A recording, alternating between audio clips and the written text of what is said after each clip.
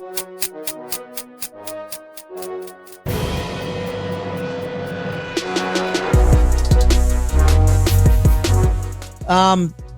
was an interesting story.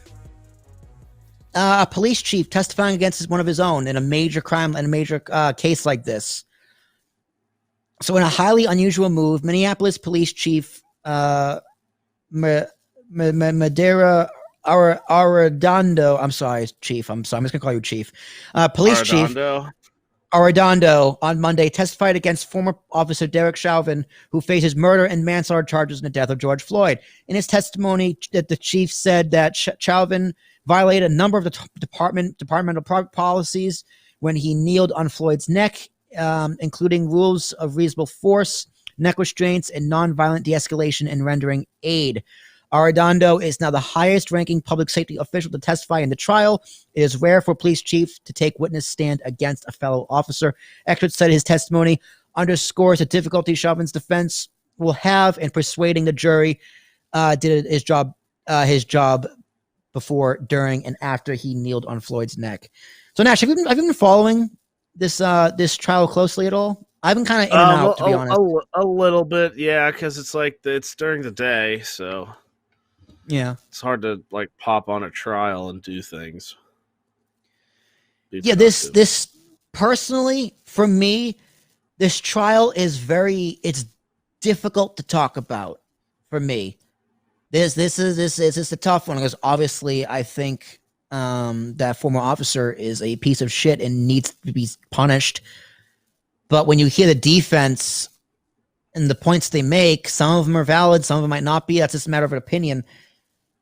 But it's uncomfortable for me to talk about because I don't know, and like I don't want to be called something I'm not, and it's just like, there's this thing going on like he was kneeling on his shoulder, not his neck. It's like, well, okay, was he? The new footage was found. I don't personally think he should have been kneeling on his neck. I don't think he should have been kneeling on him at all.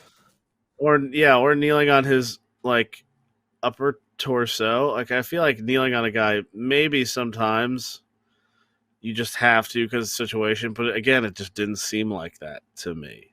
And that's about all I feel like I can say in certainty. So the chief wanted to say, quote, "This was murder. It wasn't a lack of training." He quote, took swift action, unquote, and fired 4 officers involved in the incident a day after Floyd's death. So that's something he said around last year. The officers knew what was happening. One intentionally caused it and the others failed to prevent it. That's what he said. That's what he said last June, the police chief. The most important part of the testimony came in Arradondo's remarks on defensive tactics and reasonable force. When shown a picture of Chavin using the neck restraint on Floyd and asked prosecutors if that was part of the department's training, the chief said it was not. Quote, "A conscious neck restraint by policy mentions light to moderate pressure." When I look at the picture, when I look at the facial expression of Mr. Floyd, that does not appear in any way, shape, or form that is light to moderate pressure. I absolutely agree that this violates our policy, he went on to say. The chief said Mr. Chauvin's actions might have been reasonable in the first few seconds to get Mr. Floyd, quote, under control. But he said, quote, "Once Mr. Floyd had stopped resisting, and certainly once he was in distress in trying to verbalize that, then he should have stopped." Which to me is the most powerful statement there. Like, listen, by all policies, yes, to restrain someone, it looks like a pretty effective way to restrain someone. But as soon as they're restrained, you back the fuck off and you put them in the truck. Now, there was other video footage previously to restraining him. George Floyd was in a truck. He was in the police truck, the van, but he was resisting arrest. He was kicking the officers, trying to get out. He also had 3.5 times the lethal dose of fentanyl in his system. Jesus. Yeah, that's a detail that they're sporadically using and leaving out sometimes purposefully. So he should have overdosed. So the point of this trial is what killed him more, the drugs in his system or the kneeling on the neck, in which I say both. Why can't it be both?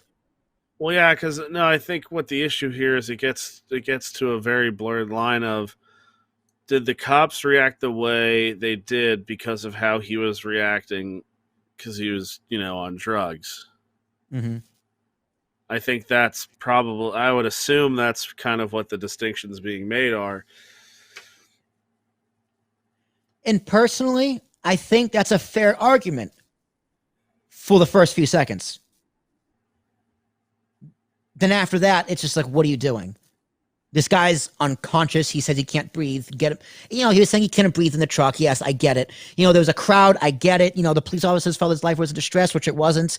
But, I can't get inside the psyche of your cop. I get it. But all of that is not a valid excuse to be leaning on this guy, neck, shoulder, back, chest, whatever, for 9.5 minutes. It got up to 9.5 minutes now. So it's hard. It's tough. But it's worth mentioning because in previous trials like this, you wouldn't see the police, let alone the chief of police, testify against one of their own. Yeah. And I think that's a step in the right direction in terms of how to handle these issues. That big blue wall has a crack in it. I think that's a good thing. Now, I'm not saying, to be clear, I'm not saying that this police chief deserves a medal. He doesn't deserve any more praise than what he's getting, because he literally did the bare minimum in what he was supposed to do as a cop and as a man and as a citizen, as a public servant. He's doing his job by testifying. Do not give him any more credit than he deserves. Yeah, and obviously, like I said earlier, I haven't seen everything, but to me, it's like hearing him testify and being asked, was it lack of training or was it just him doing it? It's kind of like he almost has to say it was him doing it, because if he says it was a lack of training, then he throws himself under the bus. And the whole department too. Yeah, exactly. So it's like, I'm not sure. They may have gone over their training, and that's accurate. I don't know. I believe they went through the manual, and they cited a few sections. I would need to go back and watch, but I'm pretty sure that they did cite specifics. It's not just in your opinion. Like, well, how has this happened? Did they know? Okay, here's the manual. What is this? What is the policy? Let's list it out on paper, because that's where it's written. Here's evidence.